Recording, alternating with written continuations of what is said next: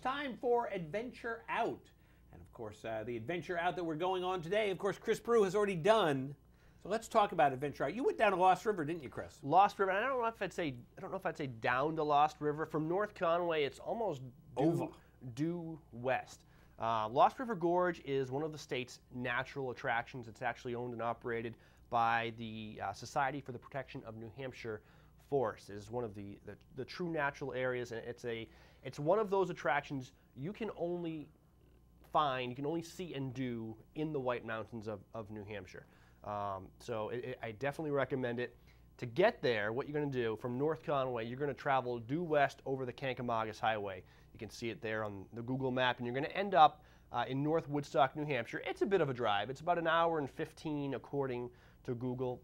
I'd say about an hour or so. About an hour, yeah. From North Conway, but it's a beautiful drive. It's a great drive, yeah. Right over the Kank.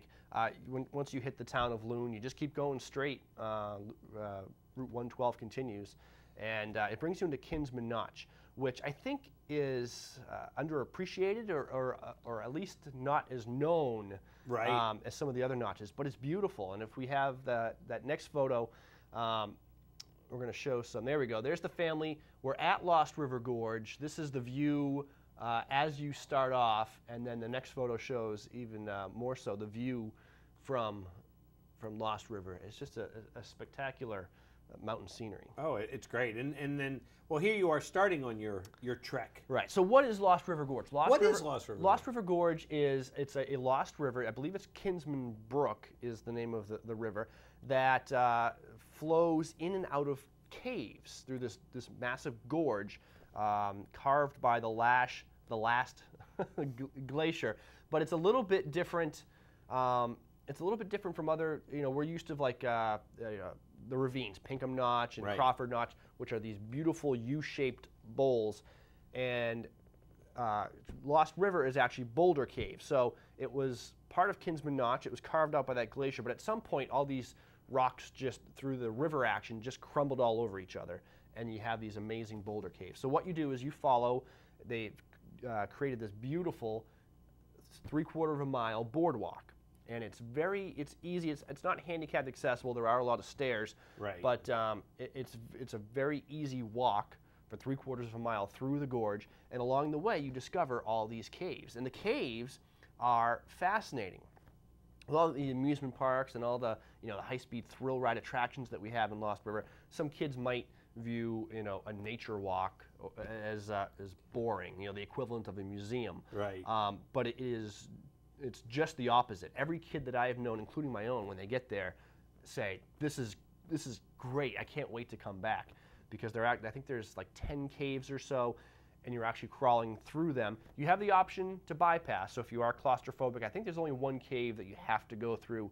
It's not a very challenging cave, but the rest you can bypass them. Just continue on the boardwalk. But if you're adventurous, you can go through, and they vary from fairly easy caves that you just have to crouch down a little bit to get through, to caves that you actually have to slither through on your belly to get underneath some of the low places.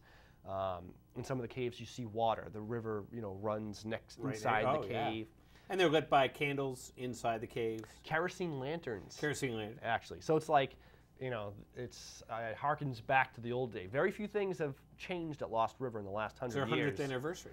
Right, and very few things have changed in that time. Even the kerosene lanterns are the same. One of my favorite parts of Lost River is the story of how these two brothers, what were their names? The Jackman brothers, I believe. It was the Jackman. They, you can picture two kids fishing along a brook back 100 years ago, more than 100 years ago, and one of them accidentally slips, through a hole in the ground and winds up in this land of caves and what is now Lost River. And it's kind of like every, kind of adventure story. It's like the Goonies, every adventure story you've ever, read about. It's alive at Lost River.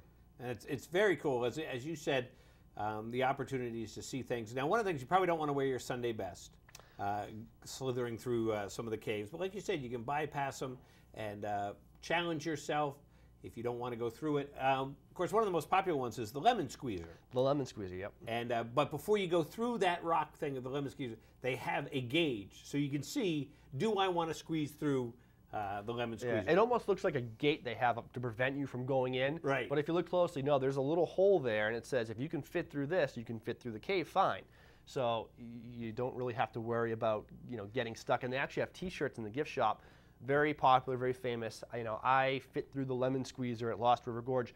Well, due to popular demand, they have a new T-shirt that says I did not make it through the lemon squeezer at Lost River Gorge, which I think is a pretty cool T-shirt. And they also have nighttime tours that they do on the weekends, on Fridays and Saturday nights. You didn't get a chance to do that. No, I want to. My wife is, I'm going to have a hard time dragging my wife because she's afraid to go through the caves as it is. So going, the bright sunlight. But this is new. They added it last year, and yeah, they're nighttime tours. I believe they only hold them on the weekends, and you have to make reservations. But you're going through in the dark, guided by kerosene lantern.